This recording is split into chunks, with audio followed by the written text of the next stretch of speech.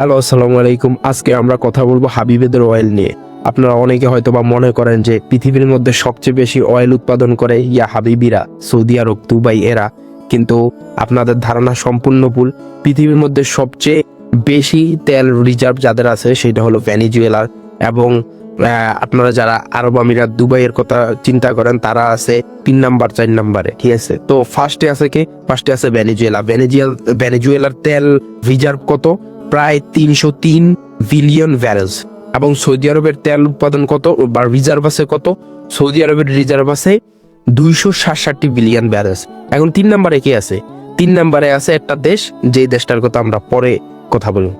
এখন ভেনিজুয়েলার যে এত তেল উৎপাদন ক্ষমতা প্রায় 303 বিলিয়ন ব্যারেলস, এবং তারা প্রতিদিন 1.1 মিলিয়ন ব্যারেলস করে উৎপন্ন করে তেল। এখন তারা এরকম করে যদি 1.1 মিলিয়ন ব্যারেল করে যদি প্রতিদিন উত্তোলন করে, তাহলে তারা 830 বছর চলতে পারবে। এখন সৌদি আরব প্রতিদিন তেল উৎপাদন করে 9.4 মিলিয়ন ব্যারেলস বা 8.5 মিলিয়ন ব্যারেলস এর মধ্যে থাকে, ঠিক আছে? তারা যদি এরকম করে কন্টিনিউ করে, প্রতিদিন যদি উৎপন্ন করে, তাহলে তারা চলতে পারবে 75 থেকে 80 বছর, ঠিক আছে? এখন আপনারা বলতে পারেন যে ভেনিজুয়েলা এত তেল থাকা সত্ত্বেও তারা কিভাবে এত গরিব হ্রাস করতে পারে? সৌদি আরবের কিভাবে এত টাকা থাকতে পারে? সৌদি আরব তো তাদের তেলের উপরে নির্ভরশীল, কিন্তু ভেনিজুয়েলা কেন এত তেল রিজার্ভ থাকা সত্ত্বেও, ভালো মানের তেল রিজার্ভ থাকা সত্ত্বেও তাদের কেন এত গরিব রাষ্ট্র? কেন? কয় সো আজকে কারণটা ব্যাখ্যা করব। এখন ভেনিজুয়েলার তেল উৎপন্ন করে, ঠিক আছে, কিন্তু এক্সপোর্ট তো করতে হবে। এক্সপোর্ট করবে কোথায়? যেহেতু আমেরিকার সাথে তাদের দ্বন্দ্ব, তাহলে এক্সপোর্ট করবে অন্যান্য রাস্তায়। এখন এক্সপোর্ট করে তাদের সবচেয়ে বেশি তেল যারা কিনে তারা হলো চায়না, রাশিয়া, এইসব কান্ট্রি। ইরানের সাথেও তাদের তেলের একটা সম্পর্ক আছে, ঠিক আছে? সো এখন তারা যেহেতু তাদের এক্সপোর্ট করতে হবে, এক্সপোর্ট একটা প্রবলেম আছে। কি প্রবলেম? কারণ আমেরিকার প্রায় 500+ স্যাংশন আছে ভেনিজুয়েলার উপর। কত স্যাংশন? 500+ স্যাংশন। পুরা মানে লুলা করে দেওয়ার মতো স্যাংশন দিছে। এখন এইসব স্যাংশনের কারণে, যেহেতু ভেনেজুয়েলা একটা ল্যাতিন আমেরিকার দেশ, যেহেতু আমেরিকার সাউথে অবস্থান করতেছে তারা, তাই এক্সপোর্ট করার ক্ষেত্রে শিপিং যেই ট্রান্সপোর্টেশন যে অবস্থাটা, ওইটা অবশ্যই আমেরিকার আশপাশ দিয়ে যাইতে হয়। তখন তারা যেই স্যাংশনগুলো দিছে, এর কারণে তাদের পথ অনেক বাইরে যায়, ঘুইরা যাইতে হয়, তার কারণে শিপিং কষ্ট অনেক বাইরে যায়। এইটার কারণে তাদের অনেক বড় একটা লস। এবং যেহেতু আন্তর্জাতিক বাজার নিয়ন্ত্রণ হয় ডলারে, আন্তর্জাতিক বাজার নিয়ন্ত্রিত হয় ডলারে, ডলার হলো ব্যাংকের রিজার্ভ কারেন্সি, তাই তাদের বড় ধরনের সমস্যা ফেস করতে হয়। এবং তারা ডলারে সাধারণত ইয়াস করতে পারবে না, কারণ আমেরিকা তাদেরকে অনেক ধরনের রেস্ট্রিকশন দিয়ে দিচ্ছে। তারা যদি নিজেদের কারেন্সিতে, যেমন চায়নার যে কারেন্সি আছে, রাশিয়ার যে কারেন্সি আছে, এগুলাতে যদি তারা এক্সপোর্ট করতে চায়, তখন অনেক ব্যাংক এগুলা করে না।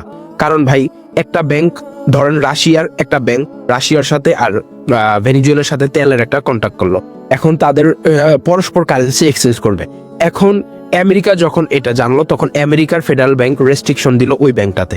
তো ওই ব্যাংকটার তো অন্যান্য দেশের সাথে লেনদেন করতে হবে, তার কারণে তারা এইসব জিনিসগুলা করে না। আমেরিকার রেস্ট্রিকশনে, আমেরিকার স্যাংশনের ভয়, তার কারণেও তারা তাদের তেল যেই রপ্তানিতে সমস্যা হয়। এগুলা তো বুঝলাম। এখন থার্ড যেই সমস্যা, ওই সমস্যা হলো নিজেদের সমস্যা। যেমন বাংলাদেশের একটা সমস্যা আছে, যেমন হাসিনা গভর্নমেন্ট, আরো যারা লুইট্টা পিট্টা খাইনা অসভ্যরা আছে, এরা যেমন বিদেশে হাজার হাজার কোটি টাকা বিদেশে পাচার করছে, এরকম বিদেশে পাচার করেন না জাউরাও আছে ভেনেজুয়েলা। এবং তাদের কারণে জনগণরা প্রপার পায় না, তারা সকল সম্পদ লুটতারাজ করে। এর জন্য মূলত তারা তেল অত উন্নত করতে পারে না। এবং আরেকটা যেই বিষয়টা হলো, তাদের অনেক যন্ত্রাংশতে প্রবলেম আছে, কারণ তাদের অনেক যে তেলগুলো অনেক হেভি তেল হয়, তার জন্য অনেক উন্নত প্রযুক্তি দরকার হয়, যেগুলা তাদের কাছে ওরকম নাই। এবং তারা ওরকম উৎপাদন ক্ষমতা বাইরের দেশের যে আনবে ওরকম ইয়াও নাই, কারণ আমেরিকার অনেক ধরনের স্যাংশন আছে। এইসব কারণেও তারা অতটা উন্নতি করতে পারেন।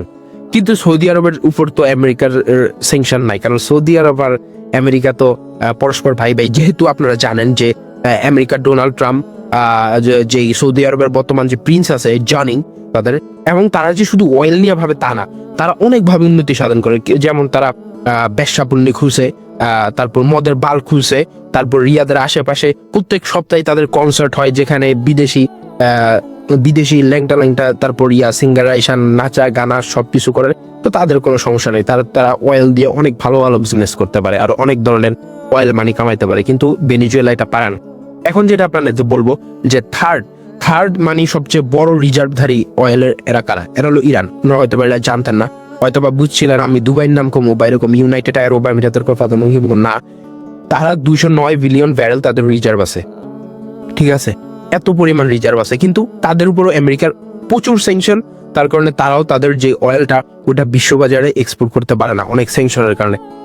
এটার জন্য তারা অনেকবার আমেরিকার সাথে বসতেও চাইছে, কিন্তু আমেরিকা এটা নিয়ে কোনো ডিলই করে নাই। ডোনাল্ড ট্রাম্প বাইডেনের সময় একটা চুক্তি হওয়ার কথা ছিল, কিন্তু ট্রাম্প এসে ওটা বাতিল করে দিয়েছে, আপনারা জানেন।